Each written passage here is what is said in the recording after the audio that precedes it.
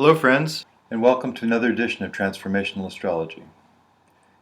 This full moon that's coming up is quite interesting, quite intense. These are very intense times, right from now right through to the end of the year. And this Taurus full moon actually has a very strong presence of Venus, indicating that relationship is up for us right now, big time, that there will be twists and turns and unexpected realizations in relationship, as well as our inner wounding could come up also. And I'll get into the details of that when we look at the charts. I'm going to show you several charts today. Well, here's the chart for this full moon. And the Taurus full moon, you can see the moon is in Taurus, 3 degrees Taurus in 45 minutes, opposite the sun. And the reason I say that Venus is strong in this chart, take a look. Venus is at 17 degrees of Virgo, and Uranus is at 17 degrees of Aries. So here we have an inconjunct, or 150-degree aspect, also called a quincunx, between these two. And not only that, of course, Venus is very close to Jupiter. So we have a Venus-Jupiter conjunction, we have a Venus-Mars conjunction. Venus is in between Jupiter and Mars. And not only that, but actually when we look at the details of the degrees, the Sun and the Moon both make strong aspects to Venus. This is a 45-degree angle from Venus here at 17 degrees of Virgo to 3 degrees, or it would be 2 actually, of Scorpio. So this is a 45, this is 135, also called a sesquiquadrate. So we have a very strong Venus, and isn't that interesting when we have a Taurus full moon, which is also a Venus-ruled sign.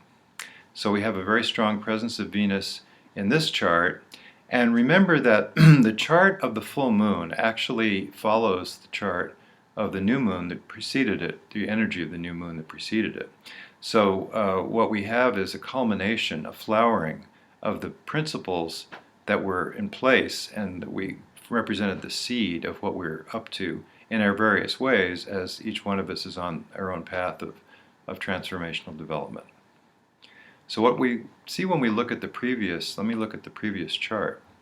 So in the Libra new moon of October 12th, we had a very strong presence of Uranus. The new moon was exactly opposite Uranus. We also found a strong presence of Pluto because, as we discussed before, Mars, Jupiter, 11, 13, exactly trine, pretty close, exactly trine to this Pluto. So we have a strong Mars-Pluto in this particular 2-week period that we've just encountered, just gone through, meaning that anger could come up, but also it means that the transformational energy of Pluto is very much involved in this whole 2 weeks, 4-week, 30-day period of the lunar cycle. And this full moon is a very important part of that. It's the middle, obviously, of it. It is the culminating aspect of that. So we want to look in this current chart that we're in now, the full moon that's coming up on Tuesday, the 27th of October. We're going to want to look at how Pluto is still invoked, how Uranus is still invoked, and how the Uranus-Pluto square, which is forming now towards the end of the year, it'll get to be within 1 degree, 2 degrees in December, and then 1 degree in January. So as it's closer now, we can see there's only about a 4.5 degree separation between Pluto and Uranus in this full moon chart. It's a little bit closer than it was. And additionally, because Jupiter is still hanging around in this middle degree of Virgo, we still have the trine that we had before. This time it's fading out between Jupiter and Pluto. So therefore, we have a very strong transformational presence in this entire period of time, and that's important for us to recognize as well. Now, because Mars is no longer quite where it was when it was part of the configuration with Uranus and Pluto, Mars has moved on to the 20-degree mark of Virgo. So now we have Venus taking its place in the stronger connection between Venus and, for example, Chiron. It's exactly opposite Chiron as well. So relationships are really up right now. We are coming to the place where in our individual development we need to look to others, close others around us, to figure out what it is we're up to, and to take that in and to make that part of our own arc of development. I want to mention also that in this full moon, we are coming from the standpoint of the previous new moon where Venus was connected with Saturn. So there's quite a strong presence of commitment in relationship as well. So these are important things to recognize. Now, what about Mars? It's very interesting that Mars is located at the 20-degree mark because that's exactly where the recent eclipse, the recent solar eclipse took place from September 12th. So actually we could go back a month previous. The past 6 weeks are going to be relevant to what's going on for us right now. Because Mars is sitting on the eclipse degree, it brings that back into prominence. So we might want to think back to what was going on 6 weeks ago in terms of relationship, in terms also of our inner wounding, since Chiron is invoked in both of those configurations, both the September 12th new moon and also now when Mars hits that and kind of brings it back in, revivifies it for us. So what is Chiron all about? I've talked about it many times. Chiron represents, and in Pisces it does connect to deep inner process for us. Chiron represents where we have been wounded in the past and where we have stored away and walled away those experiences because they were too painful to deal with. And they wind up as what Jung called complexes, or areas that we would rather not recognize, that are not part of our consciousness as we go through daily life, but instead they emerge volcanically, unexpectedly as reactivity. So what we need to do is to become more aware of these places inside us, these wounded places inside us. And this is the process. This is the process that we've been in for these past 2 weeks of the new moon and on into the rest of this cycle leading up to the next new moon of November 11th. Now, another thing about this full moon that's quite interesting is the strong presence of Neptune, which is not so easy to see.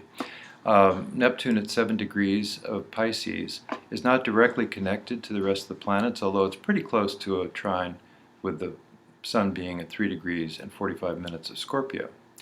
However, if we were to right-click on the moon in the time passages software, we can see that there's a contraparallel between the moon and Neptune. And actually, if we right-click on Neptune, we'll see that it's 9 degrees 36 minutes of declination. Now, this is not of longitude in the zodiacal sense, but it's rather declination. It's the dimension of the planet that you can't see because in a two-dimensional rendering, you can't see it against the zodiac. It's like above or below. You could think of it as above or below the actual celestial equator. So here we have 10 degrees, so it's very close. It's really within half a degree. So this makes a strong connection between the Sun and Moon and Neptune. It's interesting to realize as the Sun moves closer and closer to the 8-degree mark or the 7-degree mark, it will be closer and closer to a trine with Neptune. In fact, it turns out on Halloween we have a very strong presence of Neptune in the sky because look at the chart. In the chart for Halloween, which I've prepared, I did it for 5 p.m. on 31st, that's on the west coast of course. We have a very close trine between Sun and Moon, also trining Neptune, so we have a grand trine in the sky between Sun, Moon, and Neptune just at that particular time of day on that day of the last day of the year, the day when we celebrate the closeness of the other worlds, the other dimensions, the veil between the astral plane and the physical plane, they say, becomes thinner. We can detect spirits, ghosts, and so on. Well, interesting that Neptune is involved in this. Neptune has to do with other dimensionality and sensing the way in which we're all part of just one cosmic happening or occurrence, as well as we are separate. It's important to recognize we're separate beings. We have our physical presence, we have our egos, and we are beyond egos at the same time. We simultaneously occupy the physical world and the beyond.